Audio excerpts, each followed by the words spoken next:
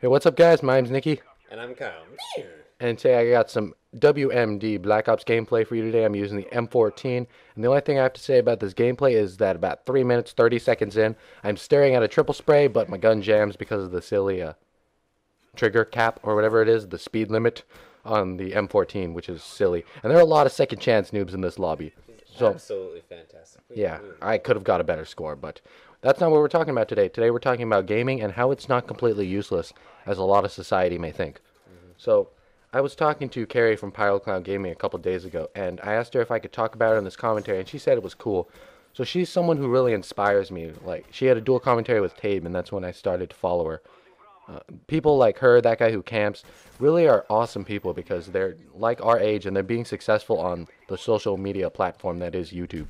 Yeah, it really gives people like us an outlet so that we can say the things that we want to say, but in a more entertaining way. Because I doubt if it was just like me talking to a screen and just uploading that to YouTube, that definitely less people would watch it. Yeah, in my opinion, watching this is a little entertaining, a little more entertaining.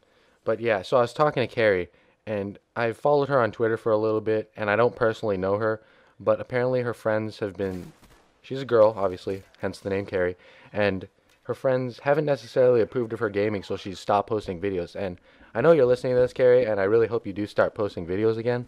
But yeah, her friends are a little bit ignorant to how gaming isn't completely useless. I mean, a lot of the world is not to bash on her friends, And it but has a bad history. Like gaming was always considered like bad. nerdy or Yeah. bad. But it's not like that anymore, and that's what we're going to talk about. Yeah, the first example we have is how oftentimes people who become popular in the YouTube community or just gaming in general hold charities for different organizations. Yeah, so a few days ago we had the Call of the Community event, which raised money to help people get clean water. And there are people like Woody's Gamertag who run charities for, I think, I might be wrong, but cancer or stuff like that. And we do make money. Well, I don't, but people in the YouTube community make money off of this. And they are giving back. Like some people, I know Woody's Gamertag did this. He took the revenue he got from a video where he talked about a certain problem and he donated that. So gaming in that way does benefit other people who are less fortunate. Uh, And then it is a fairly new form of media. So gaming came up what like 1980s? I don't know. I don't know. Started We're off with like Pong and stuff, and started off yeah. like the reason why people who game like the classic thing is calling people no lives is because it started off like a one player thing. Like there was no really multiplayer that came much later, and especially now it until the internet became Super popular. available, yeah, Yeah. available to everyone, then that's only the time when people who were in different households could play together. So even on the PS2, I couldn't play with other people. I didn't get online until PS3. But anyways, Yeah. Nowadays we have mics and everything, so we can all communicate to each other. And the concept of a no lifer is okay. You don't get out, you don't talk to your friends, you don't do anything. You just sit around and play video games all day. Well, I could say the same thing about someone who's like boxing, right? And all they do all day is punch a boxing bag. They don't talk to any of our friend or any of their friends. yeah, And gaming's not like that. We're actually on chatting with people as we play, or sitting in a lobby chatting with people. yeah. And Just because we're on doesn't mean we're actually playing video games. Like the best way to contact me is probably through my PSN. To be completely honest. yeah, so in that way, we're not just sitting here. Oh, there's my fail triple because my gun jammed. But yeah, there are also a lot worse things you could do other than gaming, right? So people are like, get off the computer, or whatever. We could be smoking weed all Yeah. day. I know plenty of kids who they're like, oh man, I don't do that game and shit. That's for nerds. And they're like, oh, don't be a loser. And then they go home and they drink alcohol at the age of like 15 or 16. Yeah, It's like, well, I mean, at least this isn't a self-destructive behavior. I mean, I may be spending a lot of time on here, but that doesn't mean I'm doing something illegal. And I still get my work done at school and at home and all this stuff. so yeah, that's one thing. Competitive gaming is also something that's not completely useless. We have like leagues, like the MLG, like I've talked about before, and people aren't just gaming. I'm not just sitting here shooting people. When I'm really trying to beat a team equal to my level, I'm really like thinking how we're gonna flank them, how what gun should I use, what they're doing. Yeah, Right, so I'm not just sitting here like staring at a screen running around. yeah, the same thing goes for strategy games and games like Mortal Kombat when you have to really memorize how things work in the game, which will improve your skill of memorization. I know that has helped me before, as well as helping you develop tactics and make you think on your feet. Because if you're playing games like Mortal Kombat or strategy games, I don't play. Oh, I play like League of Legends, but I don't play StarCraft. But I know a bunch of people who do. You have to be able to think fast and adapt to different situations, and that's a lesson that a lot of people don't have.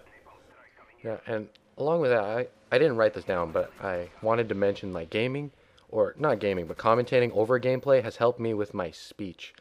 Like Uh-huh. ever since I started commentating, I've noticed that I'm able to read more fluent in class. Like my chemistry teacher even told me, "Are you in any performing arts? Because you speak really well." And that's because I've been doing this for so long. I've made so many commentary videos. Yeah, I'm in speech and debate, and I even this was harder when I first started than it is now, because now it feels much easier than it was in the beginning, and that's to be expected. But it really helps. Like the more you do stuff like this, the more skills you acquire. That's one thing people need to realize is that from almost every activity, there's a certain set of skills that you can gain from it. Except smoking weed. Yeah, well, I guess you can learn to roll a blunt from smoking weed. I guess that's something you can learn. But it's not really not that hard. we're hating on smoking weed. I think it's fine. Don't Yeah. doesn't matter to me. But yeah, it does keep you thinking. You want to talk to him about the reaction time article you read? Oh yeah, I read an article a couple years back. I think it was a study done. I'm pretty sure Stanford, or either that or UCLA. Those are the schools that normally do studies like this. But it was measuring the reaction times and effects video games have had on teens, and it was talking about, people say, oh yeah, if you do things in video games, you're gonna change your real life to do stuff like that. What I mean by this is that they were looking at teens who played a lot of like driving video games, and while it did on record and in general make kids drive faster, it also balanced out the amount of accidents they have so that it's pretty much normal by drastically increasing the reaction time of the drivers. So if there was an accident about to happen, they'd be able to recover from it faster. So at that point, I think now that you have the skill of the increased reaction time, all you have to do is have the discipline and self-control to realize, maybe I shouldn't be speeding here. And then you are a much safer driver than everyone else on the road. That's one situation where video games can really help people out. Yeah, and I've noticed like my reaction time being a lot faster. When I drop something, I can catch it. Yeah. But that's just me. Video games are also somewhat educational. I played Assassin's Creed, and on my history test, they asked something about Da Vinci, and I don't know. I remembered the answer because I played Assassin's Creed. It talks about the Renaissance and everything. Yeah, I got some help on both my AP test and also a final last year because I remembered stuff from video games. I can't remember which one it was, but yeah, I mean, video games don't have to be completely fictional either. Like when they have historically based video games like the Call of Duties, or even COD someone was 5. telling me, yeah, even someone was telling me that some of the stuff in Assassin's Creed, well, actually a lot of stuff in Assassin's Creed is based off of the truth. Yeah, That can Scoot really told help us you out. that. Oh, Right. was it Scoot? Yeah, it was Scoot. But COD 5. I didn't know who fought in World War II, despite the fact that World War. I didn't know who played or who fought in World War II until I played COD 5. This gameplay's ending, but I'm gonna put a few more clips because I want to say a few more things. Yeah, just remember that video games can actually help you out. Yeah. Also, it can be a family thing, right? So we're kind of hardcore gamers. So if my like dad tried to sit down and play a video game with me, I'd probably be yelling orders at him all the time, Cap B or something like that.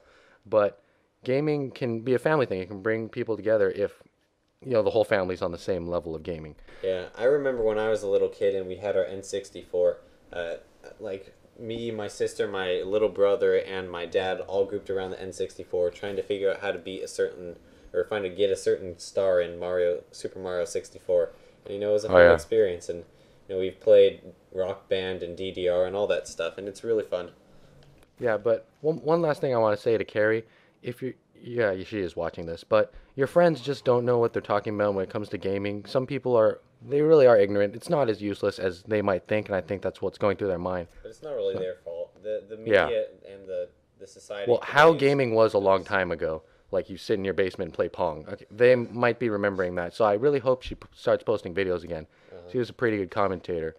And yeah, maybe show this to your friends. I don't. They might just think you're weirder. But I don't. might work. You never know. Yeah. But anyway, thank you guys for watching. I am Nikki, and we're out. See ya.